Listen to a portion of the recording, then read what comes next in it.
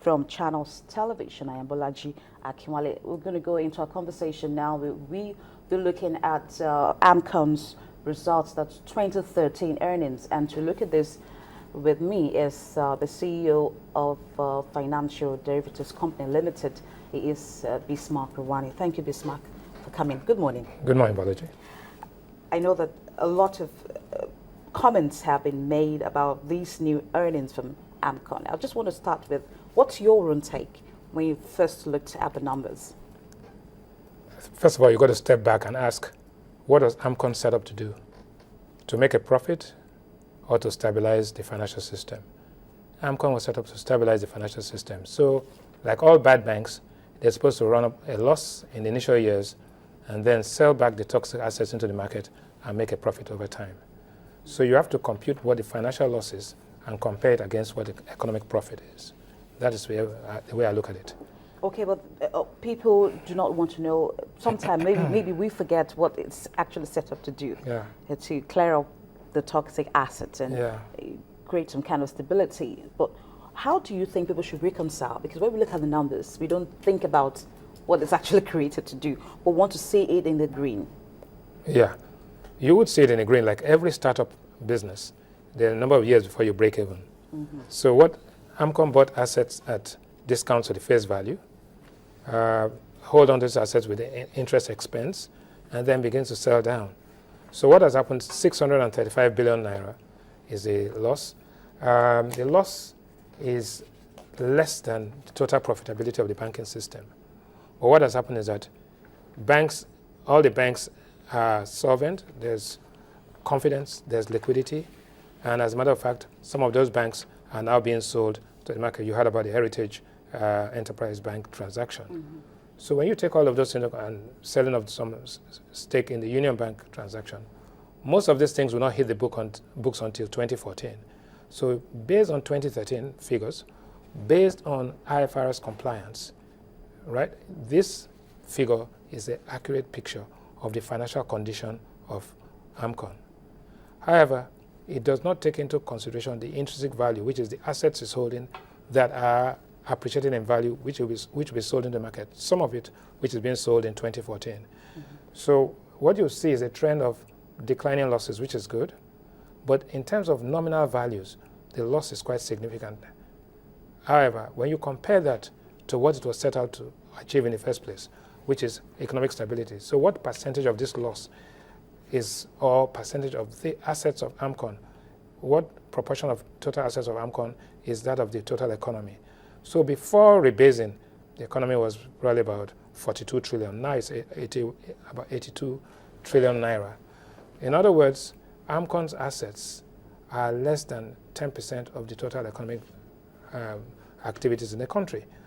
If there was no stabilizing institution, if there was a run on the banking system, if a lot of those 13,000 clients of AMCON went into liquidation and they put all those people into unemployment, what would have happened was that nominal value of economic activity would have actually declined by much more than that which AMCON is sustaining as an interim loss.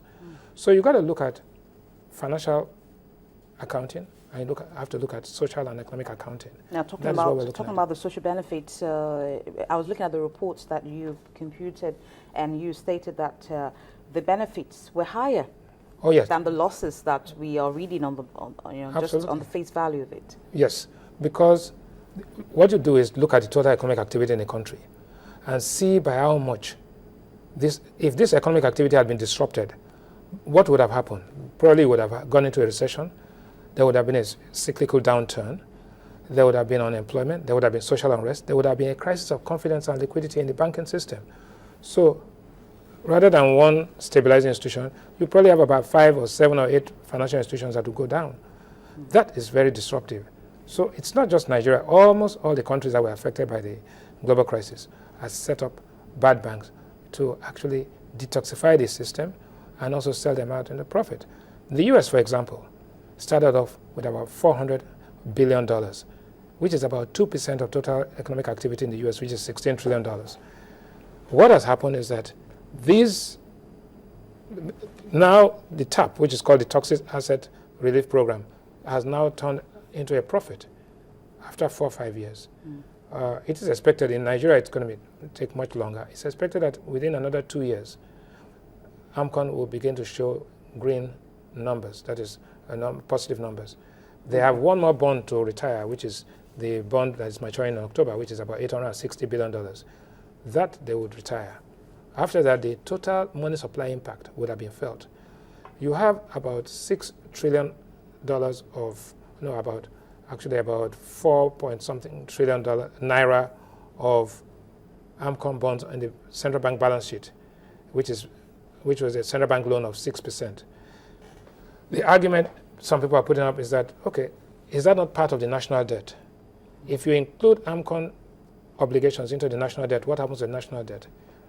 The reality is that Nigeria's national debt as a percentage of GDP is one of the lowest in the world. Even if you included AMCON bonds into the national debt, it will not stagger, it will not make things change that much. So there's no need for us to worry? No, there's no need to panic, because it was a conscious decision to go in, to stabilize the system, and now to hold these assets and then come back into the market. I heard Rotimi Fakayijo talking about the fact that AMCON bonds, not AMCON bonds, AMCON will sell equities. AMCON is not in the business of losing money, so I don't see them selling equities in the market at a time when the market is soft. You sell into strength and buy into weakness. If anything, if they had the authority, they would be buying more at this low point. Maybe what Rotimi was trying to refer to has to do with investors' sentiment at this point, the mood in the market. Now, we've seen a downward trend so far, coupled with these numbers coming from AMCON. Perhaps investors' mood will drift further. Perhaps that was what was referring to. Yeah, well, that's what's referring. But the reality is that people buy into weakness. So it depends on when you want to go and start buying. Active portfolio managers see value and begin to buy into it. Today, RenCap came up with this report this morning saying that Nigeria is more attractive than Kenya.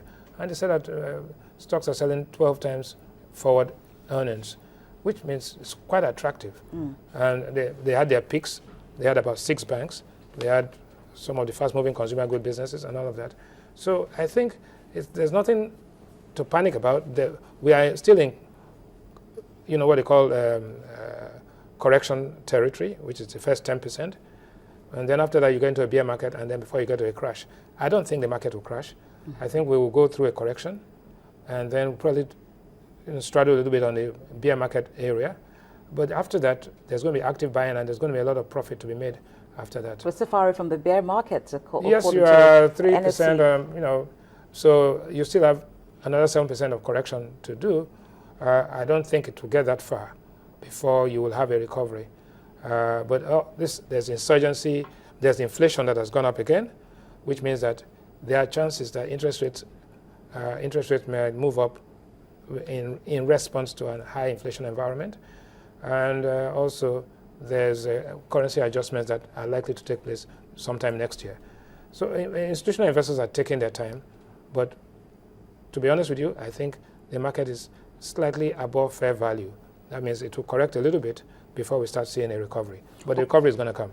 Okay. I just want to ask really, what is the state of the bad debts? Because based on the numbers that we have here, according to your reports, it says, for instance, shareholders' funds reduced from 2.55 trillion naira in 2011 to 3.27 trillion in 2012.